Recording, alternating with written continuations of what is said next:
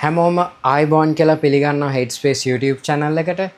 mental health, child psychology ඒ දේවල් ගැන උනන්දු වෙන හැමෝම අපේ channel එකත් එක්ක එකතු වෙන්න කියලා ආරාධනා කරන ගමන් අපිව subscribe කරන්න, ඒ වගේම bell icon එකත් click කරන්න කියලා ආදරෙන් ඉල්ලා සිටිනවා. මම හිතන්නේ ඔයගොල්ලෝ හැමෝම දන්නවා මීට කලින් videos වල කතා කරා screen addiction, ඒ වගේම screen addiction වලින් ඔයගොල්ලන්ගේ දරුවව වළක්වා ගන්න කොහොමද කියන දේවල් ගැන. අද අපි ඇඩික්ෂන් ගැන මීට වඩා ගැඹුරු පැත්තක් ගැන කතා කරන්න අපි බලාපොරොත්තු වෙනවා. අද වන විට සමාජය ශීඝ්‍රයෙන් ඩ්‍රග් ඇඩික්ෂන් වලට යොමු වෙමින් තිබෙනවා. ඩ්‍රග් ප්‍රිවෙන්ෂන් වල පළමු පියවර ලෙස සලකන්නේ ඒ පිළිබඳ අවයර්නස් එක ඇති කිරීමයි.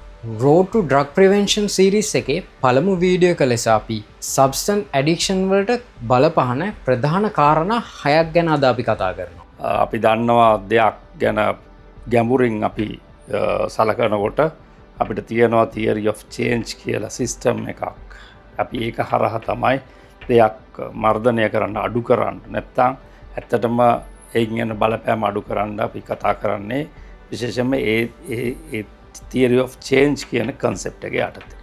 එතකොට අද අපි කතා කරනකොට අපි වෙනදා වගේම මම කියන්න කැමතියි ලෝකේ මත්ද්‍රව්‍ය කියන වචනය පාවිච්චි කරන්නේ ගොඩක් අඩුවේ. මනෝවර්තක ඖෂධ භාවිතය නැත්තම් මනෝවර්තක ඖෂධ අපයෝජනයට භාවිතය. ඉතින් දැන් මේ ගැන සලකනකොට අපිට කොටස් දෙකක් ගැන අපි කතා කරනවා. ළමයින්ගේ තරුණයන්ගේ අත්බැහිවීම ගැන බලනකොට අපි කොටස් දෙකක් එක්ක තමයි කතා කරන්නේ. ප්‍රධාන වශයෙන්ම අපි කතා කරන්නේ substance addiction නැත්තම් ද්‍රව්‍යාත්මක අත්බැහිවීම. දෙවෙනි එක තමයි චර්යාත්මක අත්බැහිවීම නැත්තම් අපි කියන එකට behavioral addictions කියලා. එතකොට කොහොම හරි අපි මේවා ගැන කතා කරනකොට මේ හැම දෙයකටම ඒ ළමෙක්ව එකට තල්ලු කරන්න නැත්තම් අපේ තරුණයෙක්ව එකට තල්ලු කරන්න අවශ්‍ය කරන සාධක ගොඩනැගෙන්නේ අපේ ඉන්න වටපිටාව තුලින්. ඉතින් ඒ සාධක ගැන අපිට අවබෝධයක් තියෙන්න ඕනේ, අත්බැහිවීමක් වෙන්නේ කොහොමද කියලා දැනගන්න. ඒ ගැන තමයි අද මම කතා කරන්නේ. මේ කතා කරනකොට අපි දන්නවා ප්‍රධාන වශයෙන්ම අපි කතා කරන්නේ අද ද්‍රව්‍යාත්මක අත්බැහිවීම ගැන. එතකොට අපි ඊළඟ වටේදී අපි කතා කරයි අපි කොහොමද චර්යාත්මක අත්බැහිවීම කියන්නේ මොනවද කියලා. ඒතකොට ද්‍රව්‍යාත්මක අත්බැහිවීමක් කරනකොට තමයි අපිට ඔය මනෝවර්තක ඖෂධ භාවිතය නැත්තම් අපි කියනවා මත්ද්‍රව්‍ය භාවිතය කියලා. නමුත් මත්ද්‍රව්‍ය කියන භාවිතය ලෝකේ පාවිච්චි කරන්නේ නැත්te විශේෂයෙන්ම ඇඩික්ෂන් එකට ප්‍රවණතාවයක් නැත්නම් අත්බැහිවීමට ප්‍රවණතාවයක් තියෙන ළමයි මත්ද්‍රව්‍ය කියනකොට ඒකට නැඹුරු වීමේ තත්වයක් තියෙනවා. ඒක නිසා තමයි මේ වචනය පොඩ්ඩක් අඩුවෙන් පාවිච්චි කරන්න කියලා කියන්නේ. දැන් මෙහිදී විශේෂයෙන් බලපාන්නේ පාරිසරික හා ආර්ථික සාධක බලපානවා යම් කිසි අත්බැහිවීමකට ළමෙක්ව තල්ලු කරන්න. එතකොට යම් කිසි අත්බැහිවීමක් කරන විශේෂයෙන්ම ද්‍රව්‍යාත්මක අත්බැහිවීමකට. එහිදී දරිද්‍රතාවය, ඒ වගේම පවුලේ තියෙන ආර්ථික ශක්තිය, දැන් දරිද්‍රතාවය ආර්ථික ශක්තිය කියන්නේ දෙකක්. ඒක මම මේ වෙලාවේ කියන්නේ නැහැ.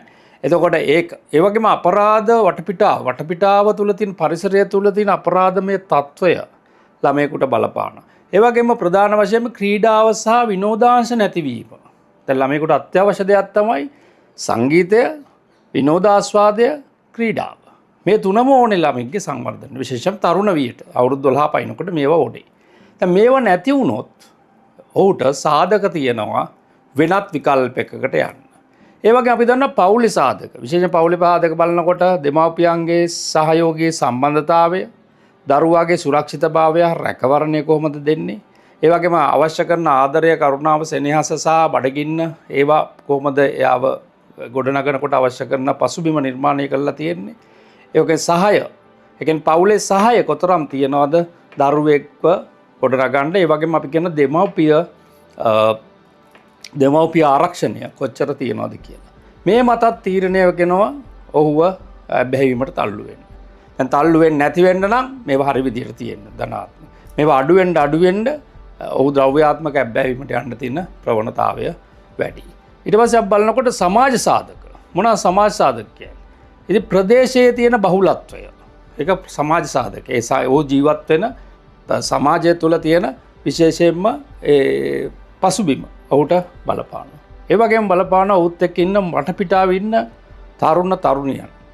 ඒ වගේම විශේෂයෙන්ම අත්බැහිවීමේ බහුලත්වයක් පේනවා නම්, ඒ වගේම ඔවුන්ගේ ජීවිතවල ඒ රටාවල් පේන්න තියෙනවා නම්, දැන් අපි හිතනවා ඇත්තටම අපි හිතන්නේ මේ මනෝවර්තක ඖෂධ භාවිතා කරපු අය ජීවත් වෙන විදිහ දැක්කාම තරුණ අය එකට පෙළඹ වෙන්නේ නැති වෙයි කියලා. එහෙම මතයක් තියෙනවා.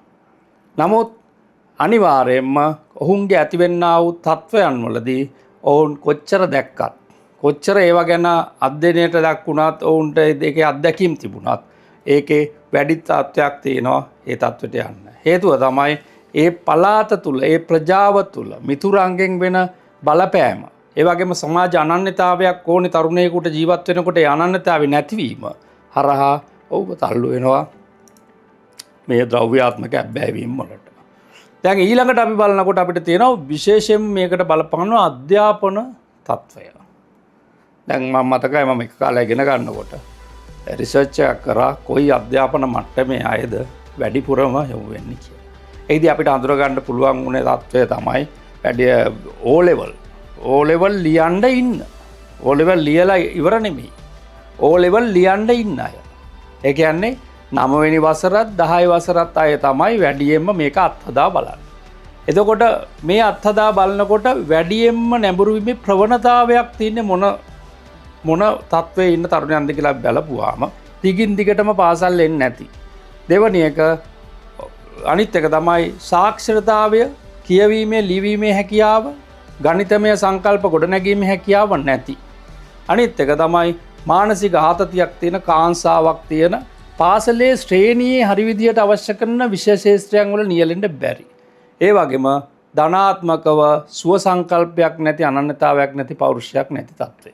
දැන් මේ තත්ත්වය ගොඩනැගෙන්න මූලිකව බලපාන්නේ අධ්‍යාපනයේ සාක්ෂරතාවය. ඒ කියන්නේ 1, 2, 3 වසරවලදී ඒ ළමයාට පෙළඹවීමක් ඇති වුනේ නැත්නම් ලිවීමේ හැකියාවට, කියවීමේ හැකියාවට සහ අසාලිවීමේ හැකියාවට, සිතාලිවීමේ හැකියාවට. මේ හතර නැති වුණොත් අපිට තියෙනවා මෙන්න මෙතන පොඩි ඉඟියක් දෙනවා ඔහුගේ අධ්‍යාපන පසුබිම, ඒ වගේම සමාජ තත්ත්වය, ඔහු ඉන්න පවුලේ තත්ත්වය, ඒ වගේම ඔහුගේ පරිසරය. මේ ටික එකතු වුණාම නැඹුරුතාවයට එන්න පුළුවන් පෙළඹවීම වැඩි, කුතුහලය වැඩි, අත්හදා බැලීම වැඩි. දැන් මේ අත්හදා බැලීම වැඩි වෙන්න තව සාධකයක් බලපානවා. ඒක තමයි පුද්ගලික සාධක. පුද්ගලික සාධක කියන්නේ ඒ අර අවශ්‍ය කරන පසුබිම නිර්මාණය වුනේ නැත්නම් ළමා කාලයේදී ඒ ළමයාගේ පෞරුෂයේ ඌනතාවයක් තියෙනවා, දුර්වලතාවයක්. ඒ වගේම ඔහුට හොඳ සුව සංකල්පයක් නැහැ. ඒ වගේම කාංසාව, ආතතිය, මානසික පසුබෑම දිගින් දිගටම තියෙනවා. ඒ වගේම කුතුහලය සහ අපරාධවලට පෙළඹවීමේ තත්ත්වය ඒ අයගේ වැඩි. කුතුහලයත් එක්ක. ඒ වගේම හැඟීම් පාලනය කරගන්න නොහැකියාව සහ ඔහුව තනි තීරණ නැත්තම් නැහැ නැත්තම් බෑ කියන තීරණ ගැනීමේ හැකියාව නැතිකම. මේ තත්ත්වය පුද්ගලිකව ඒ ආව තල්ලු කරන්න හේතු වෙනවා. දැන් මේ ඔක්කොම කතා කරත් මගේ දැනුමේ හැටියට මේකට මූලික වෙන්නේ මුල් ළමාවිය සහ ළමා අවදිය. දැන් මුල් ළමාවියත් දැන් තරුණ වියේදී තමයි අපිට පේන්නේ. පෙවුනට මුල් ළමාවියේ සංවර්ධනය නැත්තම් අවුරුදු 3ත් 5ත් අතර මානසික සංවර්ධනය විශාල ලෙස බලපානවා ඇබ්බැහිවීමකට. එහිදී තමයි ඒ කාලෙදී තමයි අපේ ඉමෝෂනල් කන්ට්‍රෝල් කියන නැත්තම් හැඟීම් පාලනය කියන ස්කිල් එක අපි හදන්නේ. ඒ වගේම මතකය කියන මෙමරි කියන ස්කිල් එකත් අපි හදන්නේ ඒ කාලේදී. එතකොට මේ ස්කිල්ස් හරියට හැදුන්නේ නැති වුණාම අපිට තත්වය වෙනස් වෙනවා. විශේෂයෙන්ම පුද්ගලිකව ඥානමය නැඹුරුතාවයක් තියෙනවා නම් ඇබ්බැහිවීමකට ඒකත් බලපානවා. ඒ වගේම ළමා කාලය කියන්නේ අවුරුදු 11ත් 6ත් අතර කාලය හරි වැදගත් වෙනවා. ඒ සංවර්ධනයේදී අර අවහිරතාවය නැත්තම් කියන්නේ අපි කියන්නේ මොකද වැළැක්වා ගැනීම මේ කාලයේදී වැදගත් වෙනවා. දැන් අපි කතා කරාත් එක්ක අපි දන්නවා සමාජ අපිට තියෙනවා සාධක 6ක් තියෙනවා. සාධක 6 මොනවද? පාරිසරික සහ ආර්ථික, ඒකේ පවුලේ සාධක, සමාජ සාධක, ඒ වගේම අධ්‍යාපනික පීඩනය, ඒ වගේම අපි කතා කරා පුද්ගලිකත්වය, ඒ වගේම අපි දන්නවා ළමාවිය සංවර්ධනය. මේ ඔක්කොටම අමතරව මම කියන්න ඕනේ සමාජ මාධ්‍ය හා මාධ්‍ය ජනමාධ්‍ය ප්‍රධාන වශයෙන්ම ඇබ්බැහිවීම් වලට යොමු කරන්න ලොකු බලපෑමක් කරනවා. කවුරුත් ඇවිල්ලා ආයි මගෙන් ඇයි කියලා. ඇයි නොදන්නා ළමුන්ට නොදන්නා දෙයට අලුත් දෙයක් එකතු කරලා අලුතෙන් උගන්වන්නේ ජනමාධ්‍යා සමාජ මාධ්‍ය. මේක නිවැරදිව හඳුනා නගත්තොත් අපි ලොකු අමාරුවක වැටෙනවා, ලොකු ප්‍රශ්නයකට මුහුණ දෙනවා. ඒ නිසා කිව යුතු දෙයි, නොකිවිය යුතු දෙයි, ප්‍රකාශ කළ යුතු දේ, ප්‍රකාශ නොකළ යුතු දේ, ලිවිය යුතු දේ සහ නොලිවිය යුතු දේ ගැන අපි හැමෝටම අවධානයක් එක්ක අවදානමක් තියෙනවා. මං විශ්වාස කරන ඔයගොල්ලෝ මේ වීඩියෝ එකෙන් සබ්ස්ටන්ස් ඇඩික්ෂන් වලට බලපාන ප්‍රධාන කාරණා ගැන හොඳ දැනුමක් ලබා ගන්න ඇති කියලා. ඒ වගේම මම නැවතත් ආරාධනා කරනවා අපේ YouTube channel එකත් එක්ක එකතු වෙන්න, අපිව subscribe කරන්න, ඒ වගේම bell icon එකත් click කරන්න කියලා. මේ වගේ හරවත් මාතෘකාවකින් ලබන සතියේ හමුවන බලාපොරොත්තුවෙන් අදට සමු ගන්නවා. බොහොම ස්තුතියි.